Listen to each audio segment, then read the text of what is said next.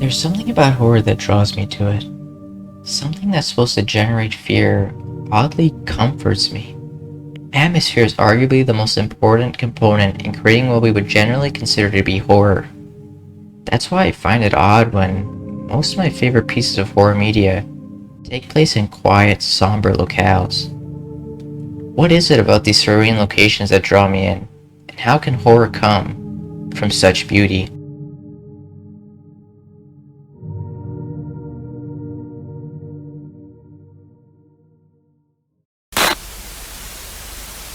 You can buy or lease a well-equipped van conversion with captain's chairs, sofa bed, custom paint, even a built-in bar, and more. Led the second English musical invasion of America amidst almost as much acclaim and outrage as the Beatles.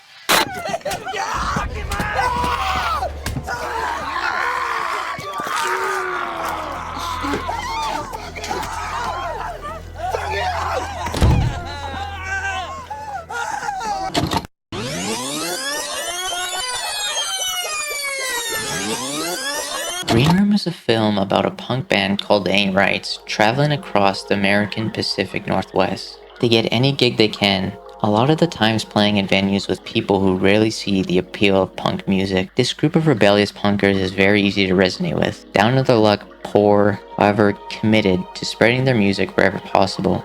These beginning moments of the film invoke tender memories of going on road trips and just seeing those beautiful vistas of ivory green spread across massive fields as you drive across the countryside. The camaraderie shared amongst close friends as everyone chimes in on one another, telling stories by the campfire. Pat, Sam, Reese, and Tiger are a group of people that have spent so much time together. They feel like family. These quiet moments of driving invoke a calmness in the film, but also unease. There's a quiet tension in the air that you just feel through the stillness of this environment. I was immediately hooked on this film by the atmosphere being built in the start alone. The beauty of nature is captured so perfectly here with large, zoomed out shots of the winding roads climbing up these large forested cliffs, the pine-scented air seeping through the screen. And yet, there's a lingering sense that something is off. Even from the start, I felt unsettled, like nature itself was holding its breath.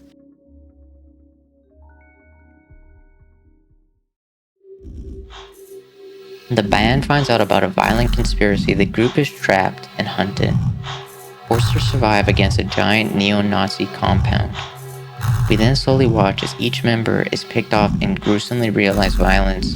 What's perhaps most haunting is how nothing changes in the natural world. The trees stand still, the fog still rolls, the environmental beauty is untouched by the blood being spilled. Nature is indifferent, and in that indifference lies a deeper kind of terror. There's no cosmic justice here, only survival. The natural world stands quiet as people and relationships we got to experience near the beginning of the film are replaced with brutal violence. Which begs the question, why was the beginning so quiet? Why show so much natural beauty? What was the point of showing us a quiet road trip when all of it was leading to this? Green Room shows us that beauty can be used to lull the audience into a false sense of security. Even when you know something bad is going to happen, you never expect it to go that bad. Green Room's appreciation of nature, contrasted against the industrial hold the later half of the film takes place in, slowly builds a sense of security that's later ripped from the viewer, creating even more dread in its final acts. Green Room reminds us that the most terrifying thing isn't violence itself, it's how easily the world can shift from beautiful to brutal without any sort of warning.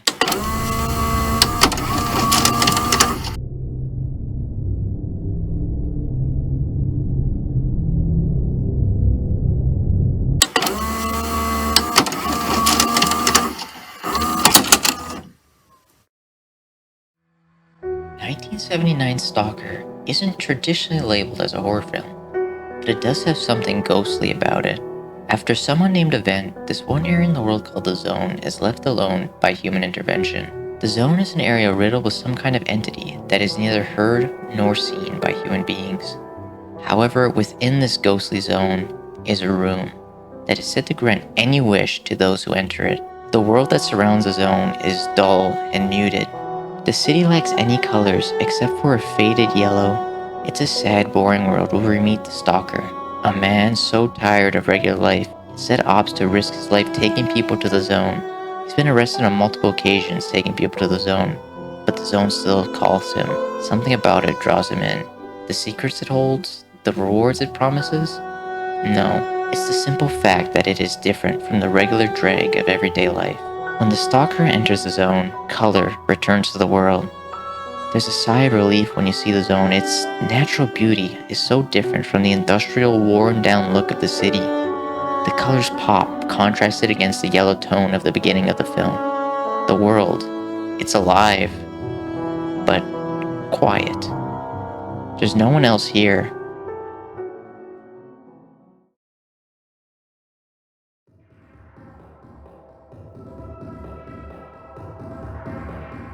The Stalker leaps into the fields, integrating himself with the environment. This to him is natural.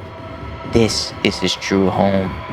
He rolls in the grass like a child playing outside, as if the zone has stripped away the burdens of his life. And yet, even in this serene moment, there's something deeply unsettling. The wind blows through the tall reeds. Water trickles quietly. Every frame feels suspended in time. There is no score, no narration, just the overwhelming presence of the zone itself. It's like the zone is listening, inspecting every element of these people, waiting for its moment to speak. This is where Stalker turns the idea of beauty on its head. The zone's lush landscapes, its saturated greens and glistening streams are beautiful, but the beauty is also unknowable. The zone is not comforting. It's watching. It's waiting. It is not hostile, but it is never safe. The Stalker and the people he brings through the zone speak in whispers, moving carefully, terrified that even a single misstep could lead to death. Danger is never shown, but always implied. The zone doesn't attack. It doesn't need to. Its silence speaks. Unlike Green Room, where the calm before the chaos lulls us into a comfort, Stalker keeps us on edge throughout. Beauty doesn't disarm us, it becomes horror. The longer we stay in the zone, the more it feels like a living entity. Not in the way a forest is alive, but in the way that a god might be unknowable, indifferent, and far beyond human comprehension. We never learn what the team of explorers are so afraid of. Perhaps there's something invisible to the human eye, or maybe it's a ghostly figure beyond the planes of the mortal realm. Or maybe nothing at all. Maybe the idea of a place so untouched by human hands is so foreign to us that it invokes fear into our very being. How can a place exist without conflict? How can there be reward without a risk? The zone is not a place for people. It's not a place for reason. It simply exists. What makes the zone horrific isn't that it harbors monsters. It's that it doesn't care if you live or die. Its beauty doesn't shield you from fear, it heightens it. There are no rules, no logic, only the deep existential dread of being small in a world that's vast and silent. In Stalker, the horror isn't what the zone does, it's what it doesn't do. It just sits there, beautiful and still, as you unravel within it.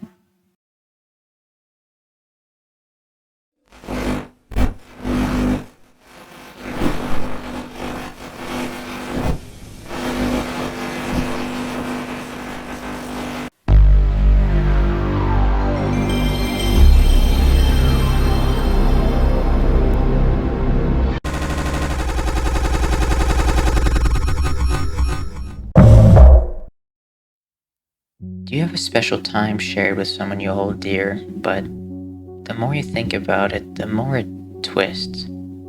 Something was said, a small thing. You dismissed it. But now it means something else entirely. In Mouthwashing, a crew of 6 intergalactic transport drivers collide with an asteroid, leaving them stranded aboard the cargo ship Pony Express. Completely cut off from communication with the Captain Curly, left horribly disfigured. Co-pilot Jimmy proclaims himself the new captain, trying to keep the fractured crew together. As we play as Jimmy, we slowly begin to piece together what happened. The truth of what went down on the Pony Express slowly starts getting revealed through fractured time skips. The crash wasn't an accident. Curly did it on purpose, but nobody knows or understands why. Or at least no one says it. Except maybe Anya. Anya, the ship's medic, seems to know more than she lets on. The time we spend with her is unsettling. Jimmy, who is typically calm and collected, shows an unusual aggression toward her. There's a strange familiarity between them, but it's strained, like something unspoken happened between them. Anya never directly accuses Jimmy of anything, but there is something more behind her silence.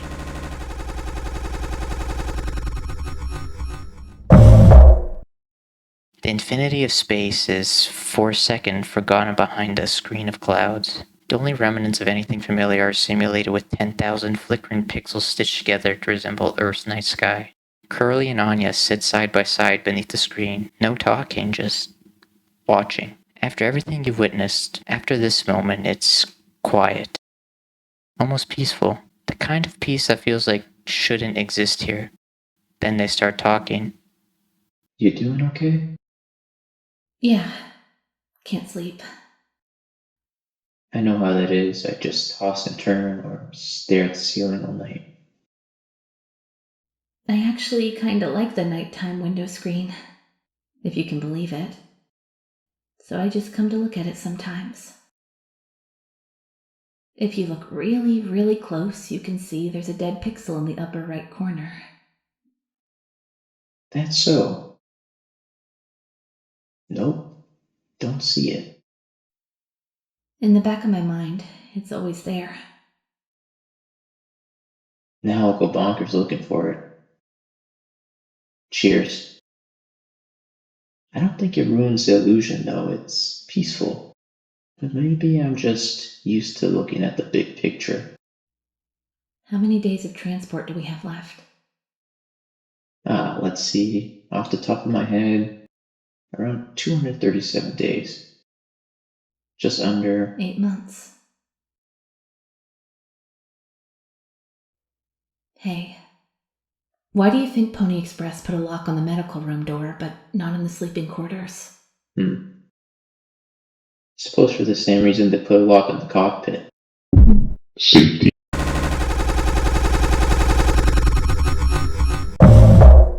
And that's when everything clicks. That moment, soft and beautiful, becomes the most horrifying moment of the game. The edge in Jimmy's behavior. The reason why the ship had to crash. The pregnancy. Anya's pregnant and Jimmy feigns ignorance. To crash as his escape. A desperate, selfish act to bury a truth he refused to face. Mouthwashing never says outright, it doesn't need to. Horror lives in what's not said.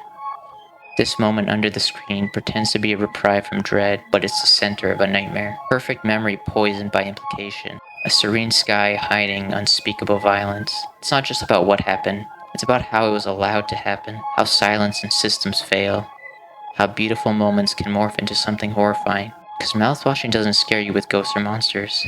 It scares you with the moments you once thought were beautiful, then makes you look at it critically to discover the truly horrible implications locked away inside your mind.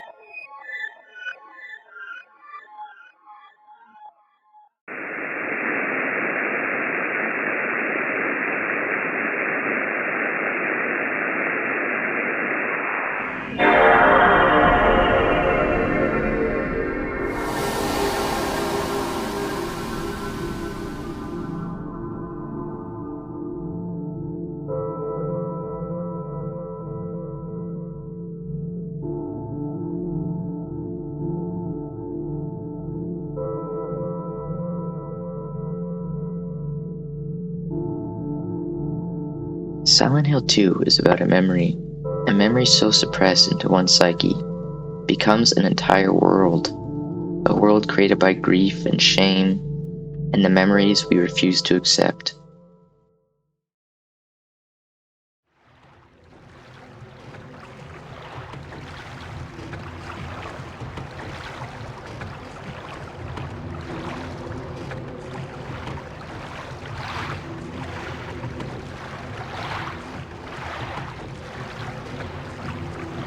In my restless dreams, I see that town, Silent Hill.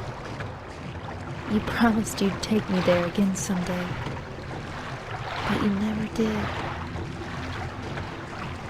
Well, I'm alone there now, in our special place, waiting for you.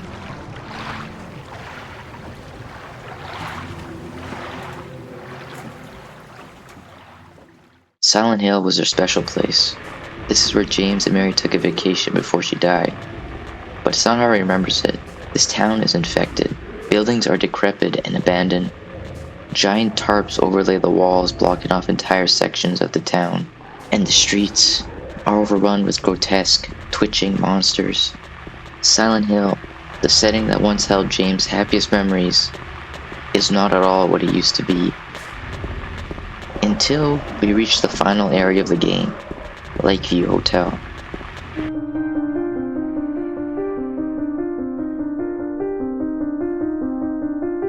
Here, a flickering light guides James through the fog as he roads towards Lakeview. The hotel rises out of the mist like a mirage, quiet, isolated, untouched by the rot that plagues the rest of the town. Lakeview is strangely quiet, clean, peaceful. You can't help but reminisce. The feeling of arriving in a new place, checking into a hotel room after a long flight or drive, and the calm that follows you as you realize you're finally safe. Compared to the rest of the town, Lakeview Hotel is completely normal. The walk up to the doors is littered with flowers and fountains. The inside carpet is plush and clean. The lobby warmly lit with golden lamps. Potted plants sit undisturbed in the corners, and a soft melody hums through the air. The wood-paneled walls are polished and intact. There are no monsters here. No blood, no darkness, no fog. Just a sense of stillness. This place, this memory, has been untouched. Whatever has been corrupt in the town hasn't reached this place, because James won't let it. To James, this is still the place that he loved. A place where Mary was still healthy and kind. A world before the hospital beds, before the fights, before the end. After everything you've endured as James, this moment feels like the end, a breath before the truth. Because within Lakeview Hotel lies the real story behind Silent Hill. The memory James refuses to accept. The real horror. Not the monsters, not the blood, not the fog.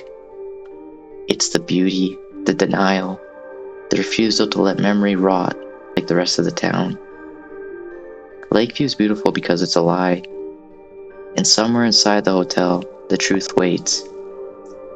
James came to Silent Hill searching for answers, but he already knows them. He's just not ready to remember. Not yet. Until it happens.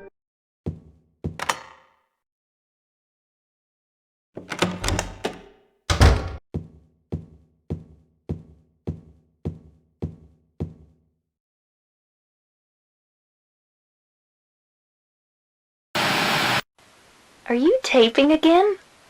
Come on.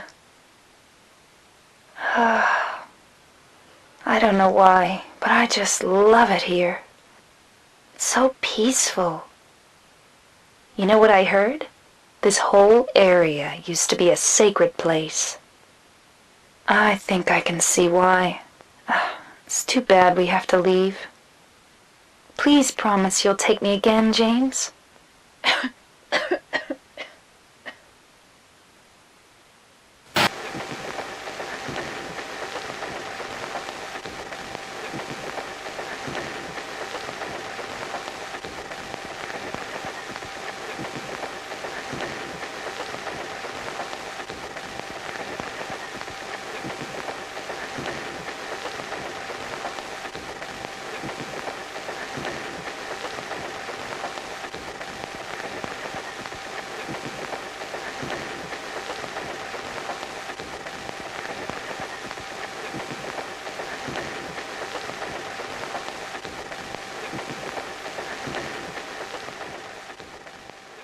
Horror is supposed to disturb, to unsettle, but what haunts me most isn't the grotesque or the violent.